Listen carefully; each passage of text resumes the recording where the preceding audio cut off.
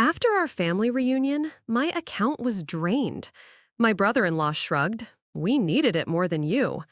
I trusted my family, and it nearly destroyed my marriage. When I found out how deep this betrayal went, I never looked at family gatherings the same way again. I'm staring at my phone screen at 6:17 a.m. on a Tuesday morning in late September, 3 days after what was supposed to be the perfect weekend with extended family at Lake Coralwood. The autumn air is crisp through our bedroom window in our little house on Maple Street in Thornfield, and my husband Ethan is still sleeping peacefully beside me, completely unaware that our world is about to implode. My banking app is showing a balance that makes absolutely no sense. Where there should be $8,400, money I'd been meticulously saving for 8 months, skipping lunch dates and coffee runs, choosing generic brands and clipping coupons like my grandmother used to do, there's $127.83. $127.83.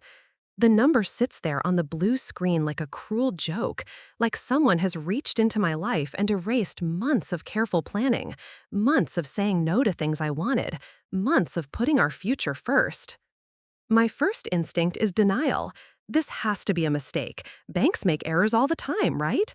Delayed transactions, system glitches, something technical that can be fixed with a phone call and maybe a stern conversation with a customer service representative.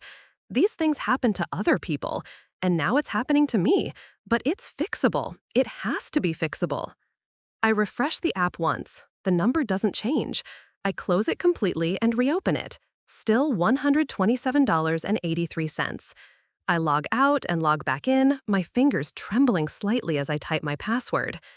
The screen loads, and there it is again, that impossible, devastating number. I even restart my phone, watching the Apple logo appear and disappear, hoping against hope that when the banking app loads again, it will show the right balance, the balance that should be there, the balance that represents every small sacrifice I've made since February, when Ethan and I decided we were finally going to renovate our kitchen. The kitchen that still has cabinets from 1987, with doors that won't stay closed and drawers that stick every time you try to open them. The kitchen where the linoleum is so old it's actually curled up in the corners, and the dishwasher makes a sound like a dying animal every time we run it. We'd been dreaming about new countertops, maybe some nice subway tile, definitely a dishwasher that could handle more than 4 plates without having a mechanical breakdown. $8,400. That's what we needed to make it happen. Not enough for a complete luxury renovation, but enough to turn our kitchen from an embarrassment into something we could be proud of, something that would make our little house on Maple Street feel like the home we wanted it to be. But the number on my screen is still $127.83. I scroll down to the transaction history, my heart hammering against my ribs like it's trying to escape. There, at the top of the list, is a transaction from Sunday at 2:47 p.m. While I was probably in the kitchen at my sister-in-law's house, helping her wash the endless pile of dishes from feeding 37 people, or maybe outside playing cornhole with my nephews, someone was moving my money. All of it.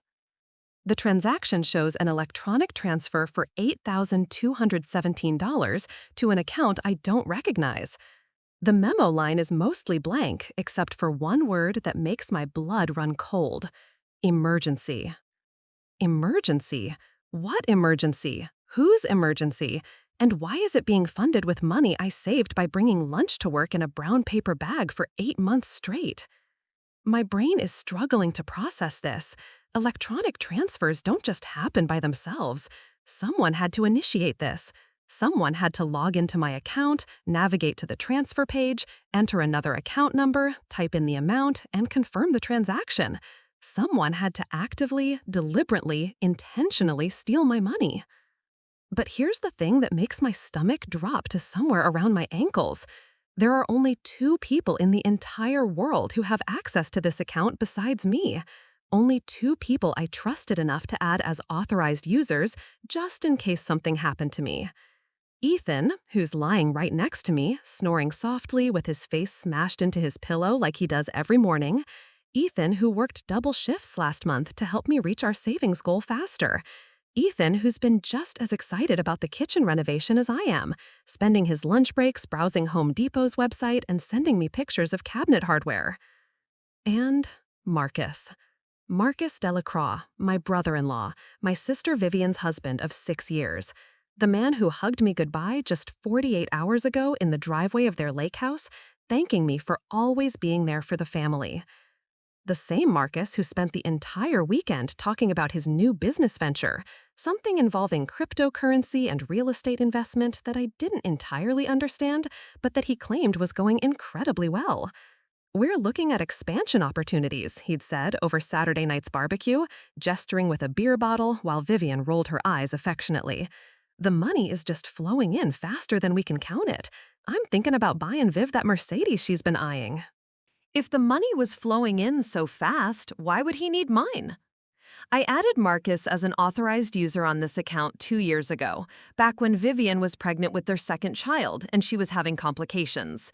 She was on bed rest for 3 months, couldn't work, and Marcus was dealing with his own job instability. They were struggling to pay basic bills, and I wanted to help without making them feel like charity cases. "It's just temporary," I'd told Ethan, "just until they get back on their feet. And it's not like he'll actually use it. It's just there if there's a real emergency." Ethan had been hesitant. "Why can't you just transfer money to them if they need it? Why does he need direct access?" But I'd insisted. Vivian was my only sister, my best friend since childhood. Marcus was family. And sometimes emergencies happen at weird hours, or when banks are closed, or when you need money immediately and can't wait for a transfer to process. I wanted them to know they had a safety net. I wanted to be the kind of sister who was there when it mattered. "It's just for emergencies," I'd repeated. "Real emergencies. Medical bills, car repairs, that kind of thing." And Marcus had been so grateful. He'd actually teared up when I told him, pulling me into one of those tight hugs that feels genuine and warm. "You're the best, Jessamine," he'd said. "I can't tell you how much this means to us. Having you in our corner, it makes everything less scary." For 2 years, he never touched the account, not once. I'd almost forgotten he even had access. The debit card I'd ordered for him was probably still sitting in some drawer in their house, unused and forgotten. Until Sunday at 2:47 p.m. I call his number immediately, my finger stabbing at the screen with more force than necessary. It rings once, twice, 3 times, 4 times, then goes to voicemail. His voice is cheerful and professional. "You've reached Marcus Delacroix. I'm either on another call or living my best life somewhere without cell service. Leave a message and I'll get back to you." I hang up without leaving a message and call again immediately. This time it goes straight to voicemail. He's declined the call. That's when I know, with a certainty that settles into my bones like winter cold, that this isn't a mistake. I try to think back to Sunday, to piece together a timeline that might make sense. We'd arrived at Vivian and Marcus's lake house on Friday evening, along with what felt like half the Delacroix family tree. The annual reunion was Vivian's idea. She loves hosting, loves being the center of attention, loves having a house full of people who tell her how wonderful her cooking is and how beautiful her decorating is. Friday night had been casual. Pizza delivery and board games, kids running around the yard with sparklers, adults nursing beers and catching up on a year's worth of news. Marcus had seemed normal, happy even. He'd spent most of the evening playing guitar on the deck, leading impromptu sing-alongs that got progressively sillier as the night wore on. Saturday was the big day, the official reunion. Vivian had been cooking since dawn, her famous maple-glazed ham, 3 different kinds of potatoes, green bean casserole, corn salad, dinner rolls from scratch, and a dessert table that could have fed a small army. The extended family started around noon. Marcus's parents, his 2 brothers and their families, various aunts and uncles and cousins, even his grandmother, who made the trip from Riverside. I'd spent most of Saturday helping in the kitchen, which I actually enjoyed. Vivian and I have always worked well together in domestic settings. We fall into an easy rhythm. She cooks, I clean, she plates, I serve, she hosts, I support. It's a dynamic we've had since we were kids, when she was the social butterfly and I was the behind-the-scenes organizer. Marcus had been in full host mode all day, grilling burgers for lunch, setting up the volleyball net, organizing the traditional family photo session that takes 45 minutes because someone's always blinking or talking or facing the wrong direction. He'd seemed relaxed, confident, maybe even a little smug. I'd attributed it to pride in his hosting abilities or satisfaction with how well the reunion was going. But now I'm wondering if there was something else behind that confidence, something that had to do with the emergency that would require $8,272 of my money. Sunday morning had been quieter. Half the family had driven home Saturday night, and the rest of us had a leisurely breakfast before starting the cleanup process. I'd been in charge of loading the dishwasher approximately 17 times, while Ethan helped Marcus take down the extra tables they'd rented.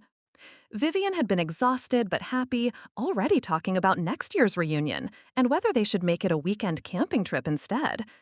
"We could rent a whole campground," she'd said, her eyes bright with planning excitement. "Get everyone cabins, have a big communal fire pit, maybe organize some hiking trails." Marcus had been supportive but distracted. I'd noticed him checking his phone more than usual, stepping away to take calls that he said were work-related. "Sorry," he apologized after the third interruption. "Big client, you know how it is." I didn't know how it was, actually. Marcus's job had always been somewhat mysterious to me.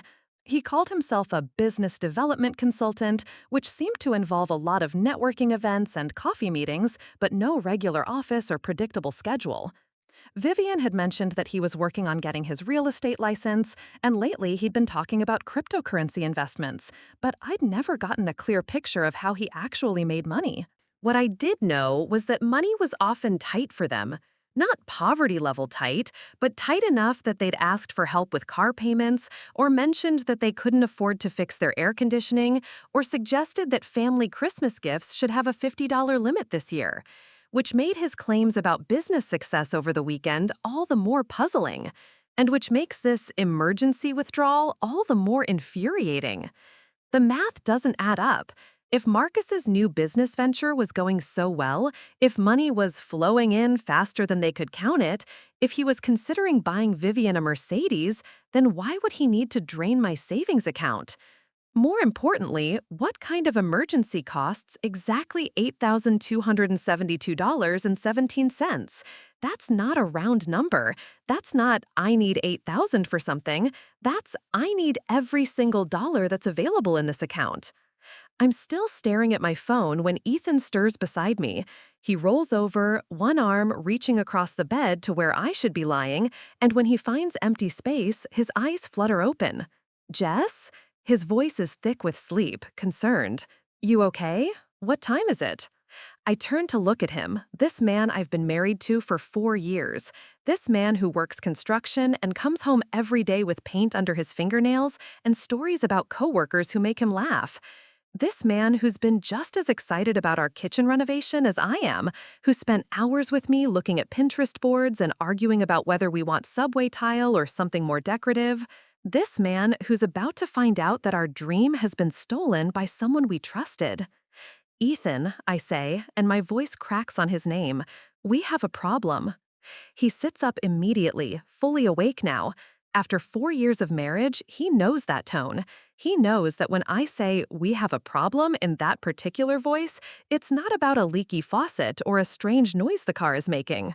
"What's wrong?" I hand him my phone, the banking app still open, that devastating balance still glowing on the screen.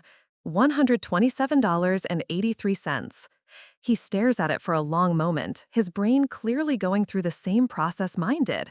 Confusion, then denial, then a dawning understanding that something is very, very wrong. "This has to be a mistake," he says, which is exactly what I'd thought 20 minutes ago. "Look at the transaction history." He scrolls down, and I watch his face change as he sees the transfer. The amount, the timestamp, the memo line that just says "emergency." "Sunday at 2:47, he says slowly. "We were still at Viv and Marcus's house." "Yes." "Who else has access to this account?" "Just you and Marcus." Ethan looks at me, then back at the phone, then at me again. I can see the wheels turning in his mind, the same calculations I've been doing. Confusion, then denial, then a dawning understanding that something is very, very wrong. "This has to be a mistake," he says, which is exactly what I thought 20 minutes ago. "Look at the transaction history." He scrolls down, and I watch his face change as he sees the transfer. The amount, the timestamp, the memo line that just says emergency. "Sunday at 2:47, he says slowly. "We were still at Viv and Marcus's house." "Yes." "Who else has access to this account?" "Just you and Marcus." Ethan looks at me, then back at the phone, then at me again. I can see the wheels turning in his mind, the same calculations I've been doing. "Call him," he says. I already did, twice. He declined the second call. That tells Ethan everything he needs to know. In 4 years of marriage, I've learned that my husband is many things: patient, hardworking, loyal, funny when he's had exactly 2 beers, but above all, he's practical. He doesn't jump to conclusions, but he also doesn't ignore obvious evidence. And the evidence here is pretty obvious. "So Marcus stole our money," he says. It's not a question. It looks that way. $8,000. $8,272, I correct, and 17 cents. Our kitchen money. Yes. Ethan sets my phone down on the nightstand and runs both hands through his hair, a gesture I've seen him make when he's trying to process something difficult. He did the same thing when his father had a heart attack 2 years ago and when we found out his company was laying off half the construction crew last spring. "Okay," he says finally. "Okay, we need to call the bank, report this as fraud, get the money back." I want to agree with him. I want to believe it's that simple. But something in my gut tells me it's not going to be that easy. Marcus is an authorized user on the account. Technically, he has every legal right to access that money. The bank isn't going to see this as fraud. They're going to see it as a family dispute. "I don't think it's fraud if he has legitimate access," I say slowly. "He stole our money, Jess. That's fraud. But I gave him access to the account. Legally, he's allowed to use it." Ethan stares at me. "For emergencies?" "Yeah, but how do we prove this wasn't an emergency? How do we prove he didn't have the right to take it?" The question hangs in the air between us like smoke. Because the truth is, when I added Marcus as an authorized user, I didn't put any formal restrictions on the account. I didn't specify what constituted an emergency, or require him to get permission before accessing the funds, or set up any kind of oversight system. I just trusted him. I trusted him because he was family, because he was married to my sister, because he'd never given me any reason not to trust him, because I wanted to be the kind of person who helps the people she loves without conditions or suspicion. And now that trust has cost us everything we'd worked for. "We're calling him again," Ethan says, reaching for my phone, "right now, and he's going to explain what emergency required our entire savings account." But even as he dials Marcus's number, even as we sit in our bedroom, listening to the phone ring and ring and ring before going to voicemail again, I know this conversation isn't going to go the way we want it to. Because people who steal $8,272.17 from their family members at 2:47 p.m. on a Sunday afternoon don't usually answer their phones the next Tuesday morning, ready to apologize and make things right. They usually have a plan, and they usually have a very good reason why they needed that money more than you did.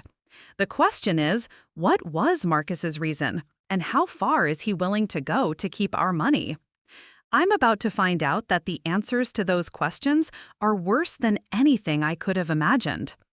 To understand how I ended up trusting Marcus with access to my entire life savings, you need to know what our family looked like before everything fell apart.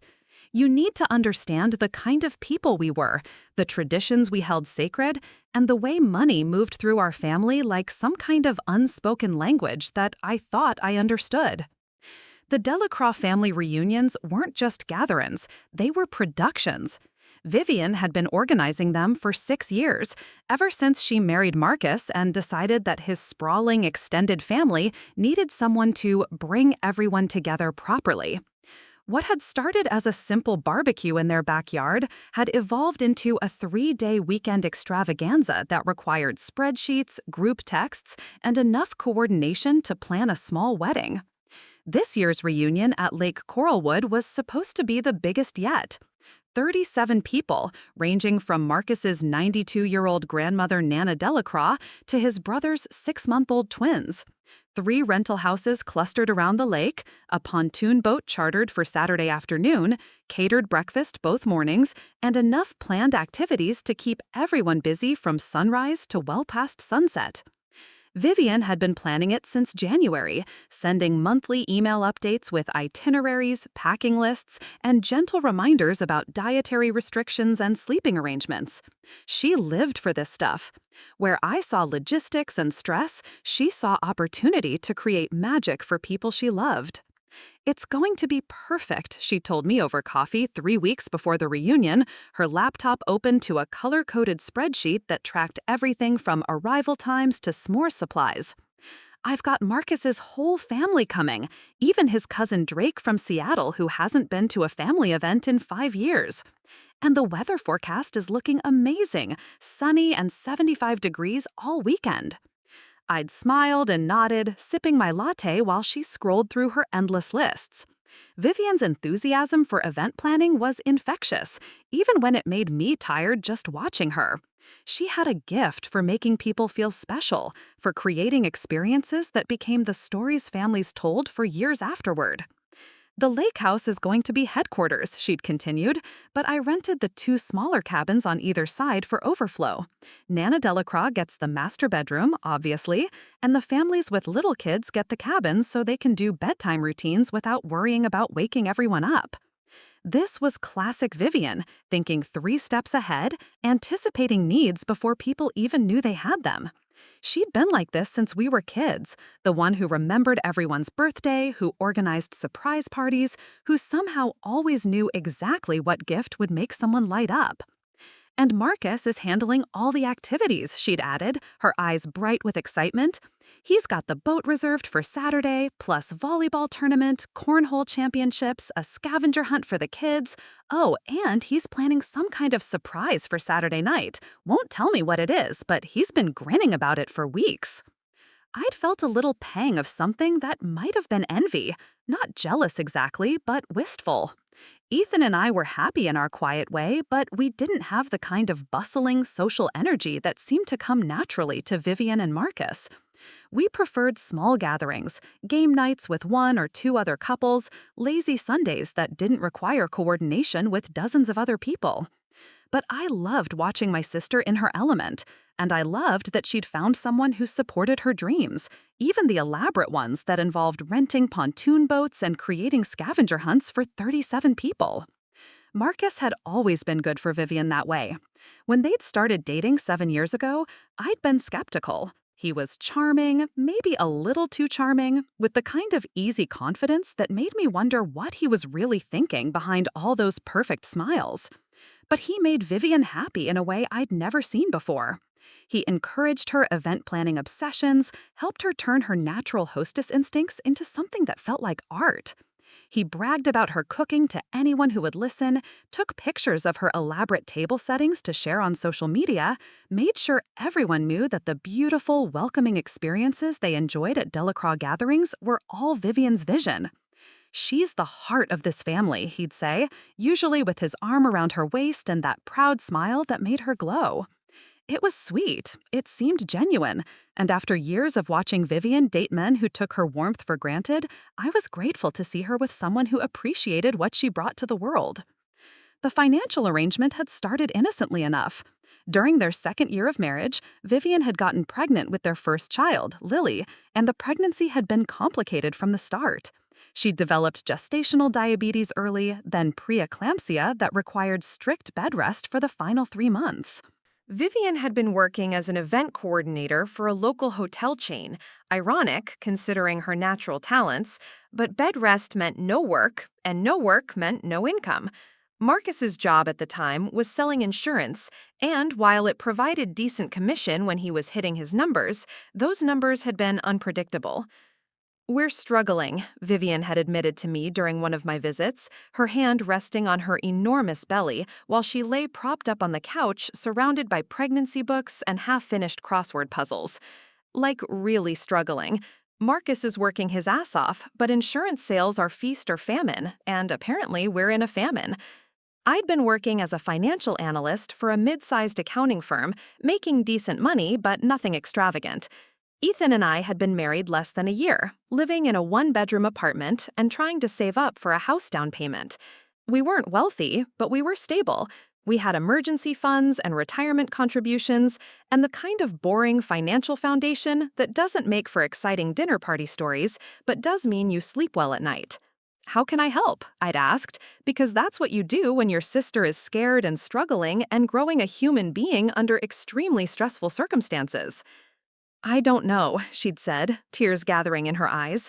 "Marcus doesn't want to ask for help, but our credit cards are maxed out and we're behind on the car payment, and I don't know how we're going to pay for all the baby stuff, let alone handle me being out of work for who knows how long after the birth."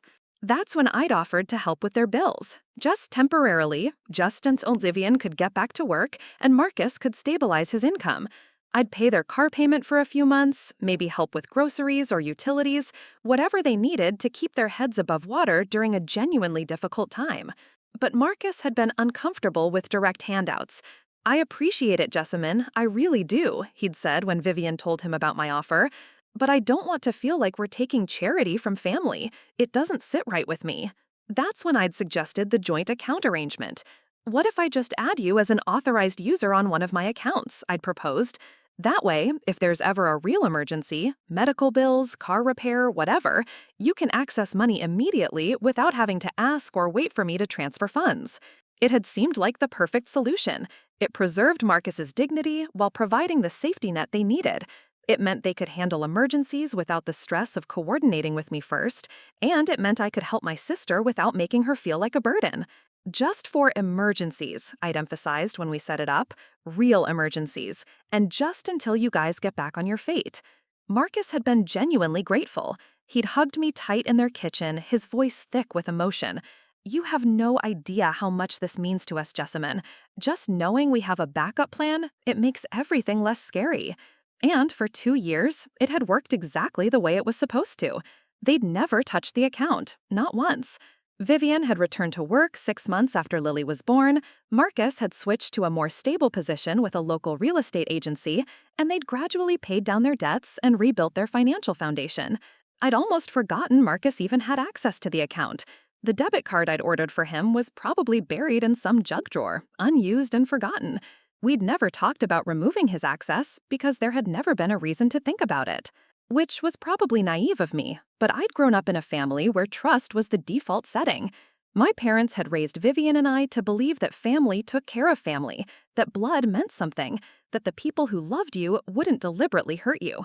My father, Robert Chen, was a high school math teacher who'd spent 40 years believing that most people were fundamentally good and that clear communication could solve most problems. My mother, Linda, was a nurse who dedicated her career to taking care of other people's families because she believed everyone deserved compassion and support. They'd modeled a kind of quiet generosity that shaped how both Vivian and I moved through the world. When neighbors needed help, we helped. When friends were struggling, we found ways to support them. When family needed something, we figured out how to provide it. "Money is just a tool," my father used to say when Vivian and I would argue about allowance or complain about not having the latest sneakers. "It's not what makes people happy or important. What matters is how you use it to take care of the people you love." It was a beautiful philosophy, and it had served our family well for decades. My parents had helped us through college without making us feel guilty about the cost. They'd given us generous wedding gifts without expecting anything in return. They'd established college funds for their future grandchildren before those grandchildren were even conceived. But that philosophy also meant I'd never learned to be suspicious of other people's financial motivations. I'd never been taught to protect myself from the people I loved, because the people I loved had never given me reason to need protection. Which brings me back to Marcus and the way he'd seamlessly integrated himself into our family's culture of generous trust. He'd been the perfect son-in-law from the beginning. He remembered my parents' anniversary and sent thoughtful cards.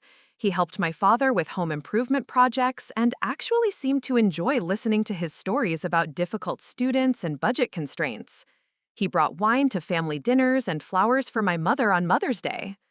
With me, he'd been consistently supportive and appreciative. When I'd gotten promoted to senior analyst, he'd been the first to congratulate me, texting me before I'd even had a chance to tell Vivian the news. When Ethan and I had bought our house, Marcus had spent an entire weekend helping us move, refusing payment and insisting that family helped family. "You and Ethan are good people," he'd said while we were loading boxes into his truck. "Solid people, the kind of people who make everyone around them better." It had felt genuine. All of it had felt genuine. The gratitude, the respect, the affection. The way he treated Vivian like she was the most amazing woman in the world. The way he talked about building a future together, about the kids they wanted to have, and the life they were creating. Even his work situation had seemed to improve steadily. After leaving insurance sales, he'd gotten his real estate license and joined a boutique agency that specialized in luxury properties around Lake Coralwood and the surrounding resort communities. He'd started talking about big sales, wealthy clients, investment opportunities that were too good to pass up. "The market is absolutely insane right now," he'd told us over dinner 6 months ago. "People with serious money are buying lake properties sight unseen. I've got clients flying in from California, Texas, even New York, just to snap up anything I can show them. The commissions are unlike anything I've ever seen." Vivian had been glowing with pride as he described his success. "He sold a $3 million house last month," she'd bragged. $3 million! Can you imagine? I'd been happy for them. After years of financial stress, it felt like they were finally hitting their stride. Marcus seemed more confident, more relaxed. Vivian was talking about renovating their kitchen, ironically the same project Ethan and I were saving for. They bought a new car, upgraded their furniture, started planning more elaborate vacations. "We're thinking about Tuscany next spring," Vivian had mentioned during our coffee date 3 weeks before the reunion. "Marcus found this amazing villa rental, and with the way his commissions have been going, we can actually afford it." It had all seemed to make sense. Successful real estate agent in a hot market, making big sales, earning substantial commissions. The kind of upward trajectory that happens to people who work hard and get lucky with timing. But sitting in my bedroom on Tuesday morning, staring at my drained bank account, I'm starting to wonder if any of it was real. If Marcus was making the kind of money he claimed to be making, why would he need to drain my savings account? If business was booming and commissions were flowing and Tuscany vacations were within reach, what kind of emergency would require exactly $8,272 of my money? And why would he take it during a family reunion, surrounded by people who loved and trusted him, while his wife was in the kitchen washing dishes and his children were playing in the yard? The more I think about it, the more those success stories start to feel hollow. The $3 million house sale that I never saw any documentation for, the wealthy clients that he mentioned but never named, the investment opportunities that were always described in vague terms with impressive-sounding numbers but no concrete details. What if it was all performance? What if Marcus had been playing a role, telling us what we wanted to hear, letting us believe in his success because it was easier than admitting he was still struggling? But even if that's true, even if he's been lying about his financial situation, it doesn't justify stealing my money. Being broke doesn't give you the right to help yourself to your sister-in-law's savings account, especially when that sister-in-law has already gone out of her way to help you in the past. There's something else bothering me too. Something about the timing and the amount. Sunday at 2:47 p.m. That's very specific.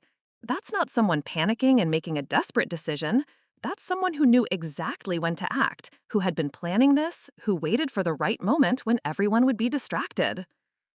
And $8,272.17. That's not round numbers. That's not, I need $8,000 for something specific.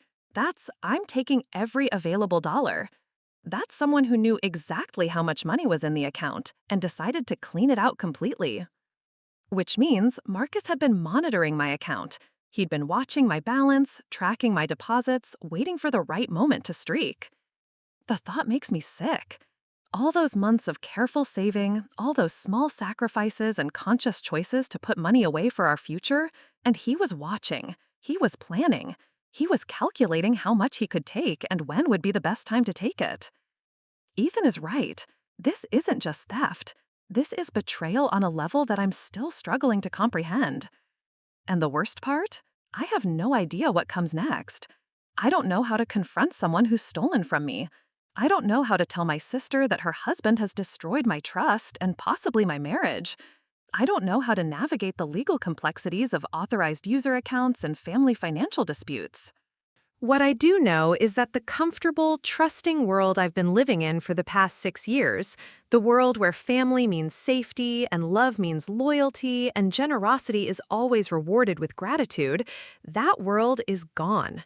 Marcus shattered it at 2:47 p.m. on a Sunday afternoon with a single electronic transfer and a memo line that said, "Emergency." Now I have to figure out how to survive in whatever world comes next. By 8:30 a.m., I've called Marcus 6 more times. Each call goes straight to voicemail, and with each declined ring, the knot in my stomach tightens. Ethan has showered and dressed for work, but he's moving around our bedroom with the careful deliberation of someone trying not to explode. "This is bullshit, Jess," he says, pulling on his work boots with more force than necessary. "He's screening your calls because he knows exactly what he did." I'm still in my pajamas, still clutching my phone like it might suddenly ring with Marcus calling to explain that this has all been a terrible misunderstanding. But deep down, I know Ethan is right. People don't accidentally transfer $8,272.17 and then coincidentally become unreachable. "I'm calling Vivian," I announce, scrolling to my sister's number. Ethan pauses in the middle of lacing his boots. "Are you sure that's a good idea? What if she doesn't know?" The question hangs between us like a landmine. What if Vivian has no idea what Marcus has done? What if I'm about to destroy her morning, her week, possibly her marriage, with a phone call that starts with, "Your husband stole our savings"? But what if she does know?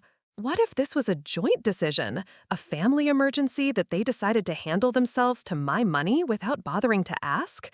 The thought makes me feel sick, but I can't dismiss it entirely. "I have to know," I say, pressing call before I can talk myself out of it.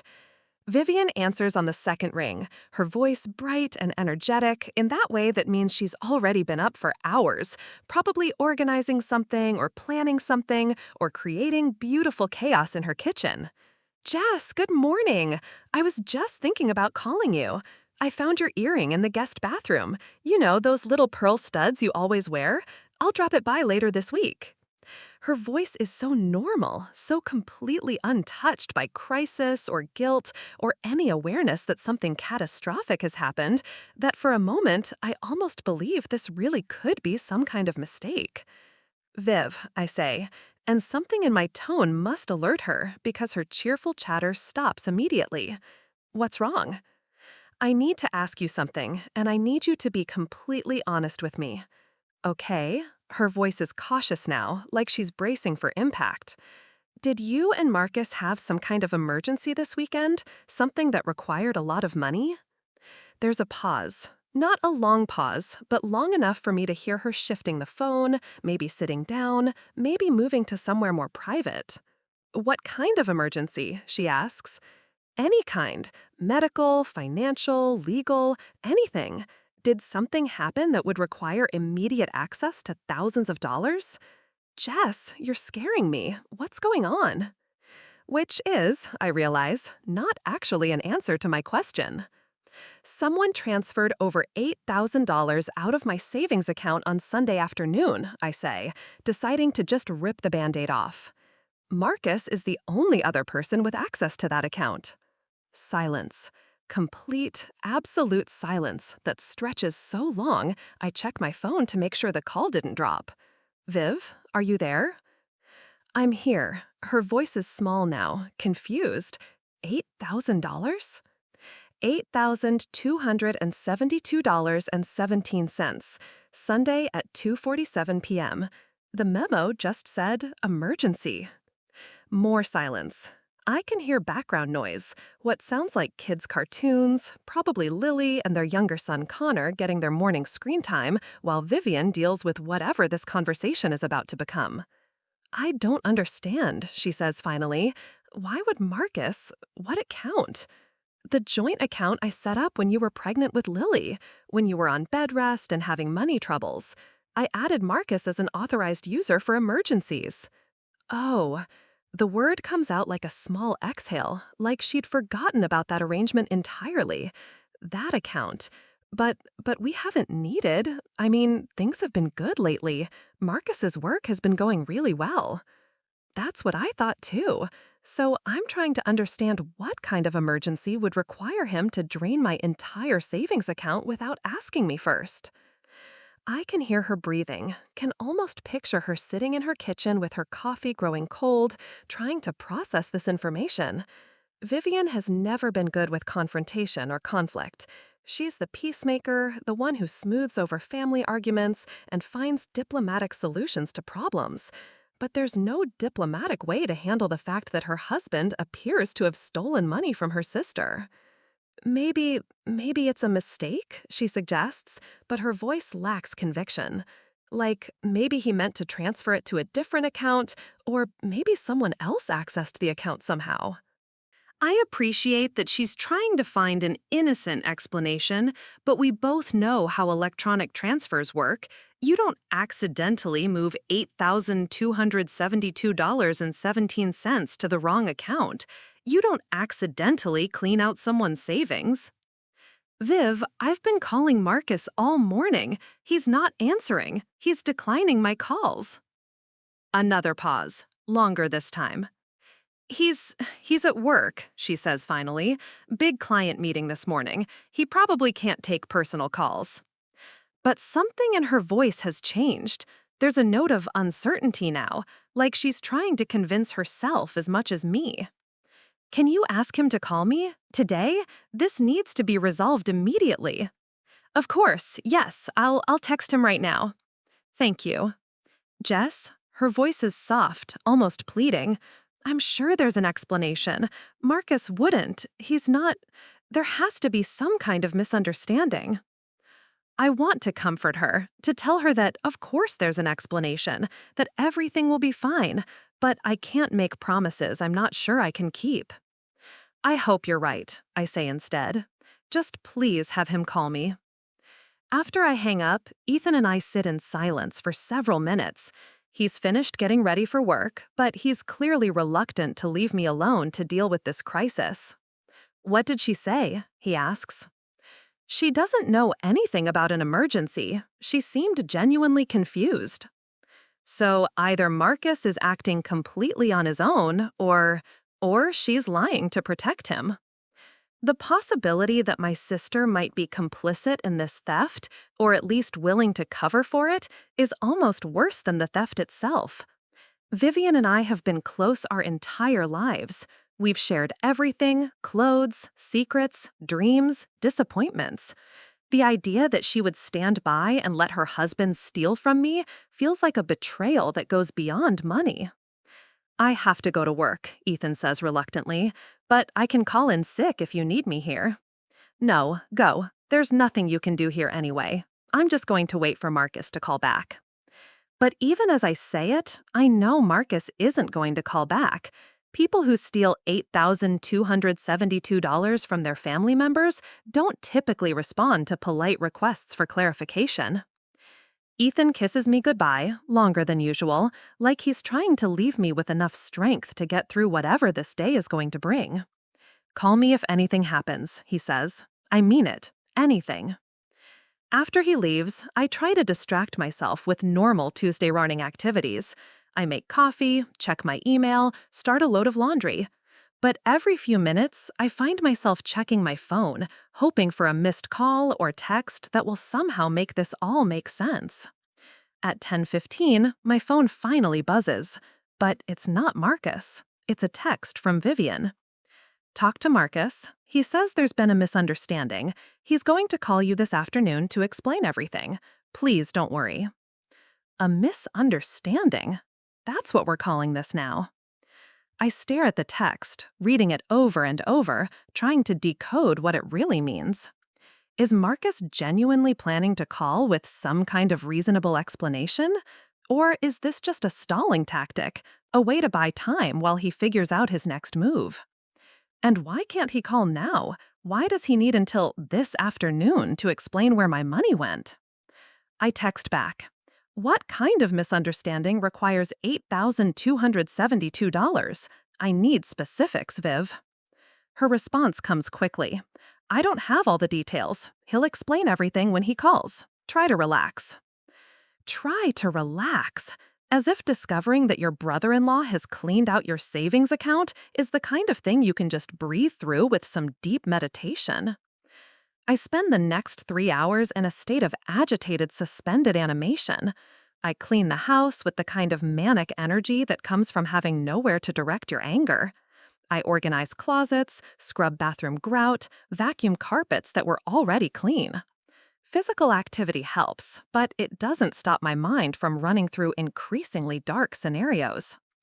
What if Marcus has a gambling problem we never knew about? What if those stories about successful real estate sales were complete fabrications? What if he's been living some kind of double life and we're just now seeing the consequences?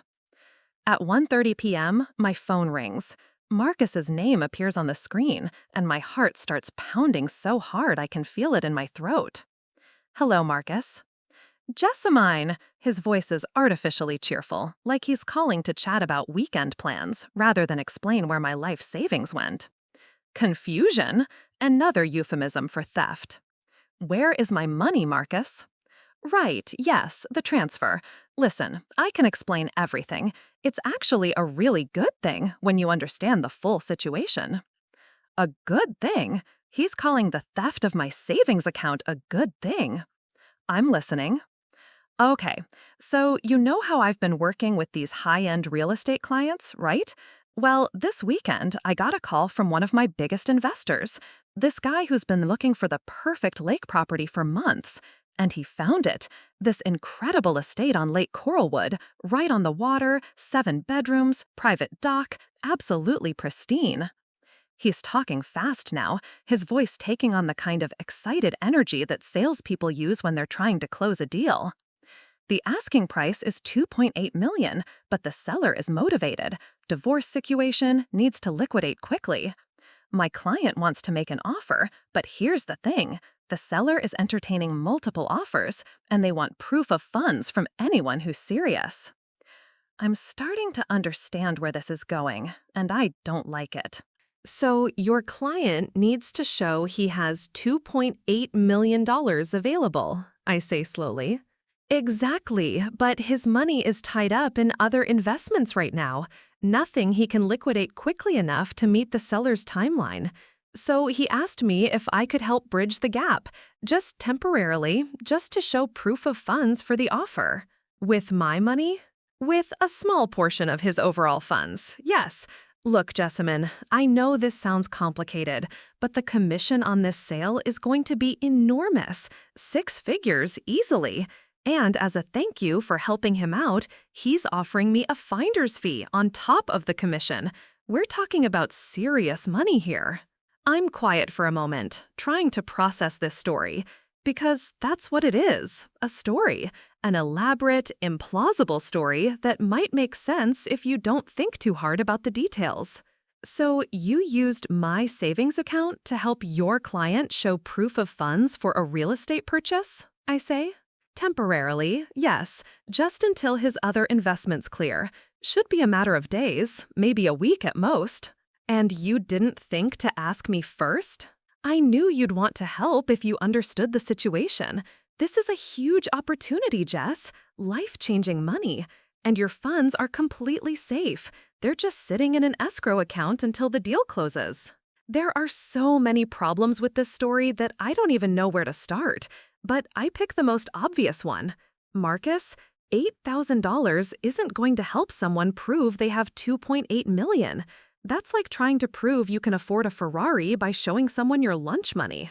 Well, it's not just your $8,000, he says, and now his voice sounds slightly less confident. It's part of a larger pool of funds that we assembled to meet the proof of funds requirement. What larger pool? Various investors, people who want to be part of this deal. Everyone contributes what they can, and everyone shares in the profits. This is getting worse by the minute. What he's describing sounds suspiciously like some kind of investment scam or Ponzi scheme. Marcus, I want my money back, today. I understand why you're concerned, but if you could just give me a few more days to let this deal process? No, my voice is sharp now, cutting through his sales pitch. I don't care about your deal. I don't care about your commission. I want my $8,272.17 back in my account today. Jessamine, please, if you could just trust me on this. Trust you? The words come out louder than I intended. You stole my money without asking me. You've been avoiding my calls all morning. You're asking me to trust you after you've already proven that my trust means nothing to you. There's a pause. When Marcus speaks again, his voice has changed. The fake cheerfulness is gone, replaced by something harder, more calculating. Look, I understand you're upset, but legally, I have every right to access that account. You made me an authorized user. I'm not some stranger who hacked into your bank account. I'm family, and you gave me permission to use those funds for emergencies. This isn't an emergency. This is you gambling with my money on some sketchy real estate deal. It's not gambling. It's an investment opportunity with guaranteed returns. Nothing is guaranteed, Marcus, and even if it was, you had no right to make that decision for me. Jessamine, his voice is getting colder now, more distant. I think you're overreacting. This is going to work out for everyone involved. You're going to make money on this deal. Significant money. I don't want to make money. I want my money back. Well, that's not possible right now. The funds are committed until the deal closes. And there it is, the truth underneath all the elaborate explanations and investment jargon. My money is gone, and Marcus has no intention of returning it willingly. Then uncommit them, I say. It doesn't work that way. Make it work that way. Jessamine, you need to calm down and think about this rationally. This is a good thing. You're going to thank me when you see the returns. I hang up on him. My hands are shaking as I set the phone down on the kitchen counter. Everything about that conversation confirmed my worst fears. This isn't a misunderstanding or an emergency or even a well-intentioned mistake. This is theft, dressed up in the language of investment opportunities and family loyalty. Marcus stole my money, and he has no plans to give it back. Worse, he seems to genuinely believe that he's done nothing wrong, that his status as family and his promises of future profits somehow justified taking my savings without permission. The phone rings again immediately. Marcus calling back. I decline the call. It rings again. I decline again. On the third call, I answer just enough to say, "Stop calling me," before hanging up. My phone buzzes with a text. "You're making a mistake. This deal is going to make us all rich." I block his number. Then I call Ethan. "He stole it," I say as soon as he answers. "There's no emergency, no misunderstanding. He stole our money for some real estate investment scheme, and he has no intention of giving it back." Ethan is quiet for a moment. Then, "I'm coming home." "You don't have to. I'm coming home. We're calling the bank, we're calling a lawyer, and we're figuring out how to get our money back." After I hang up with Ethan, I sit in my kitchen and realize that my normal world, the world where family means safety and trust is rewarded and people do the right thing, that world is officially over.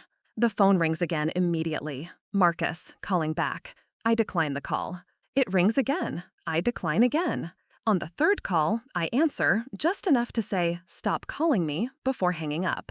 My phone buzzes with a text. "You're making a mistake. This deal is going to make us all rich." I block his number. Then I call Ethan. "He stole it," I say as soon as he answers. "There's no emergency, no misunderstanding. He stole our money for some real estate investment scheme, and he has no intention of giving it back." Ethan is quiet for a moment. Then, "I'm coming home." "You don't have to. I'm coming home. We're calling the bank, we're calling a lawyer, and we're figuring out how to get our money back."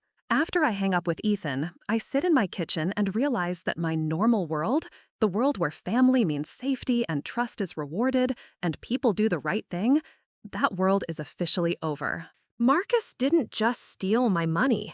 He stole my faith in the people I love, and I have no idea how to get either one back. Ethan arrives home 20 minutes later, still wearing his work clothes and carrying the kind of grim determination that means someone is about to have a very bad day. He finds me pacing our kitchen like a caged animal, my phone clutched in one hand and a cup of cold coffee in the other. "Tell me everything," he says, setting his keys on the counter with the deliberate calm of someone trying very hard not to punch a wall. I replay the entire conversation with Marcus, word for word, watching Ethan's expression grow darker with each detail. By the time I get to the part about the investment opportunity and Marcus's refusal to return the money, Ethan's jaw is clenched so tight I can see the muscles twitching. "So he's not even pretending it was an accident?" Ethan says when I finish. "No, he genuinely seems to think he did nothing wrong. Like being an authorized user gives him the right to steal from us whenever he wants. And he's refusing to give it back? He says the money is committed until his fake real estate deal closes, which, if I had to guess, is never going to happen because I don't think there is a real estate deal." Ethan runs both hands through his hair, a gesture I've come to recognize as him trying to keep his temper in check. Okay, first things first, we're calling the bank. The call to First National Bank of Thornfield takes 43 minutes and accomplishes absolutely nothing useful. We're transferred between 4 different departments, explain our situation 3 separate times, and ultimately learn what I'd already suspected. Because Marcus is an authorized user on the account, the bank considers the transfer legitimate. Even though he took the money without my knowledge or permission? I ask the customer service representative, a woman named Patricia who sounds like she's had this conversation before. "I understand your frustration, ma'am, but from the bank's perspective, an authorized user has the legal right to access account funds. If there's a dispute about how those funds were used, that's considered a civil matter between the account holders." "So you're telling me that anyone I've ever added as an authorized user can just clean out my account whenever they feel like it?" "Well, that's why we recommend being very careful about who you grant account access to," Patricia says with the kind of practiced sympathy that doesn't actually contain any sympathy at all. I hang up feeling more frustrated than when I started. Ethan immediately calls our attorney, David Kowalski, who handled our house purchase 2 years ago. David listens to our story with the patience of someone who's dealt with family financial disputes before, asks several detailed questions about the account setup and the transfer, and then delivers news that's somehow even worse than the bank's response. "The problem is that this isn't technically theft," David explains over speakerphone. "Marcus had legitimate access to the account, which means he had the legal authority to make transfers. To pursue this criminally, you'd need to prove that he accessed the account through fraud or deception, which is going to be difficult given that you voluntarily added him as an authorized user." "But he stole our money," Ethan says, his voice tight with controlled anger. "I understand, and I'm not saying he's in the right, but legally speaking, this falls into a gray area. Your best bet is probably small claims court, but even there, you're going to have to prove that Marcus violated some kind of agreement about how the account could be used." "What about the fact that it was supposed to be for emergencies only?" I ask. "Did you put that restriction in writing anywhere, as part of the account setup or in a separate agreement?" I close my eyes, already knowing the answer. No, it was just a verbal understanding. "Then it's going to be your word against his about what the original agreement was. And if he claims this was an emergency, or that he had reason to believe you to prove the transfer." David's voice trails off, but the implication is clear. This is going to be a long, expensive legal battle with no guarantee of success. After we hang up with David, Ethan and I sit in our living room in the kind of heavy silence that feels like a storm building. Everything about this situation feels surreal, like we've somehow been transported into someone else's life. Yesterday morning, we were a normal couple saving money for a kitchen renovation. Today, we're victims of family theft with limited legal recourse. We have to tell your parents, Ethan says finally. I've been dreading this moment since I first saw that devastating bank balance.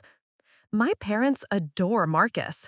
They've spent 6 years treating him like the son they never had, bragging about his success to their friends, including him in family traditions, trusting him completely.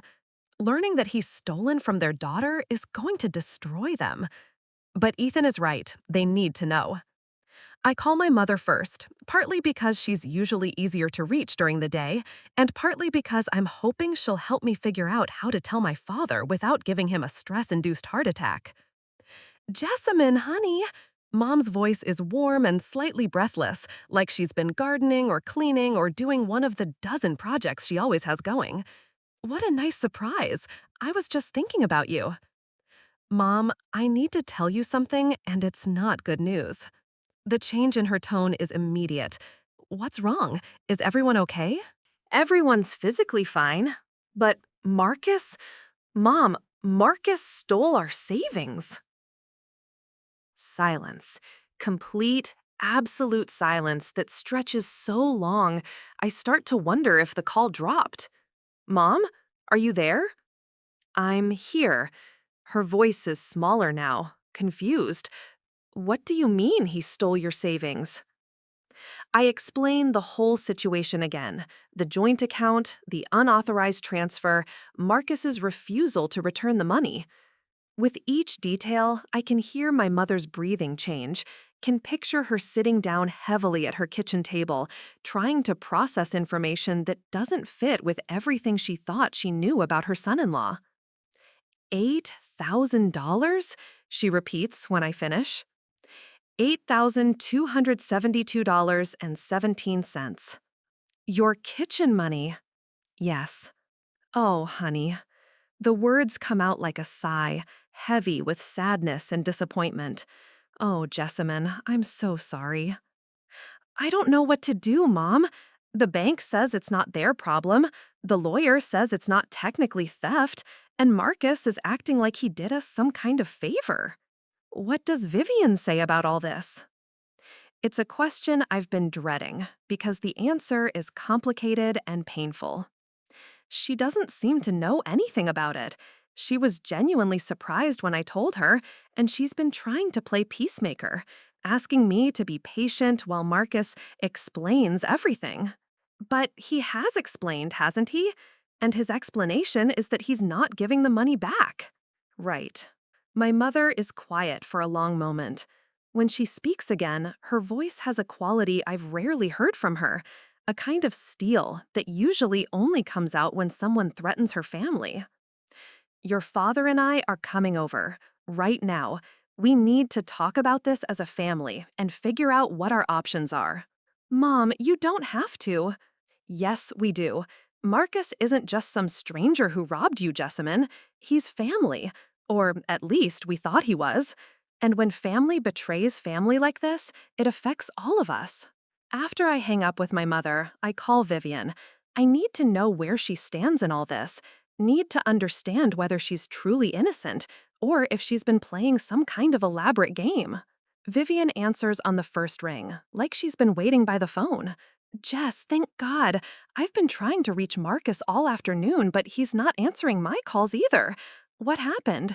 He came home earlier, acting all strange and agitated. He came home? I thought he was at work. He was supposed to be, but he showed up around 2 o'clock saying he had to cancel his afternoon meetings. He's been pacing around the house ever since, making phone calls and muttering about people not understanding good opportunities. This is interesting. Marcus is apparently feeling enough pressure to abandon his workday, which suggests that maybe my confrontation had more impact than I thought.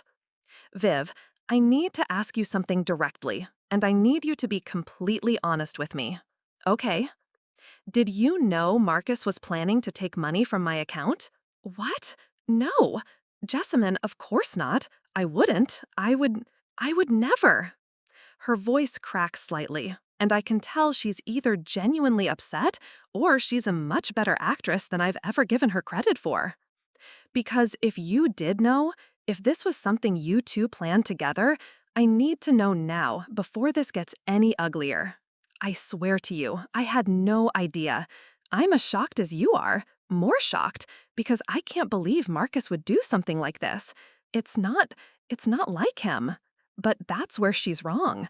Maybe this isn't like the Marcus she thought she married, but it's exactly like the Marcus who called me this afternoon with his elaborate real estate story and his refusal to return my money.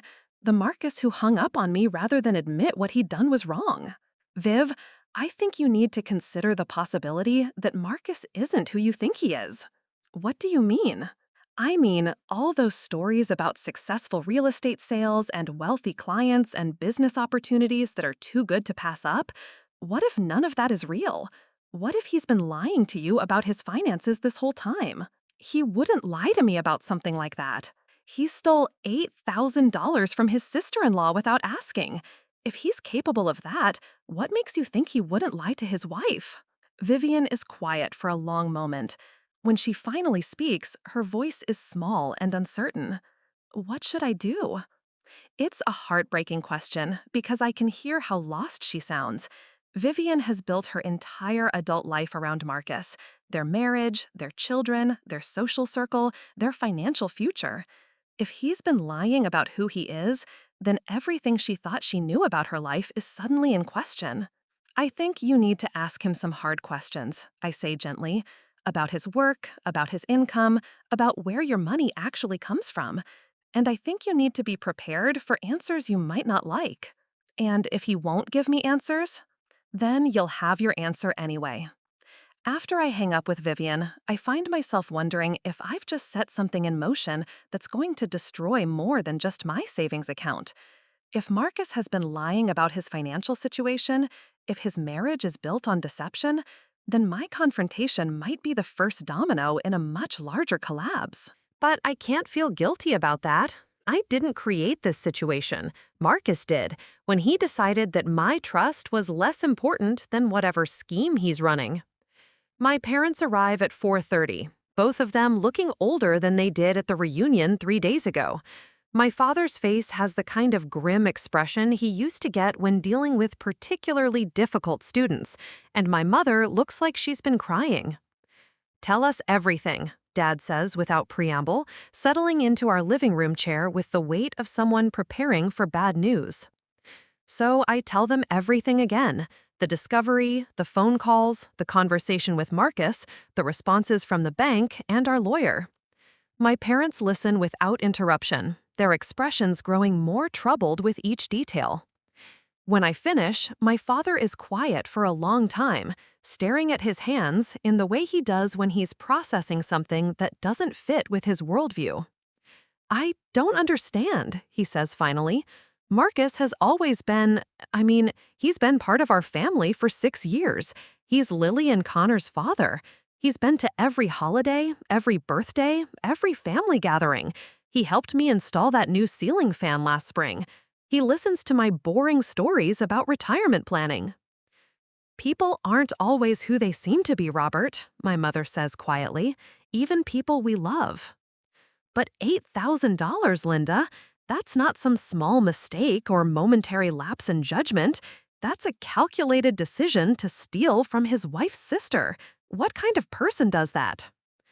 "Apparently the kind of person Marcus actually is," Ethan says, speaking up for the first time since my parents arrived.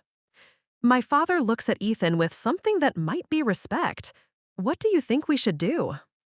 "I think we should treat this like what it is," Ethan says. "Theft. Marcus stole from us, and now he needs to face the consequences." "What consequences?" I ask. "The bank won't help us.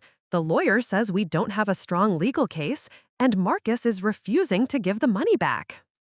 "Then we make this public," my mother says, and there's steel in her voice again. "Marcus has been stealing from family while pretending to be successful, lying to everyone about his situation. Maybe it's time people knew who he really is."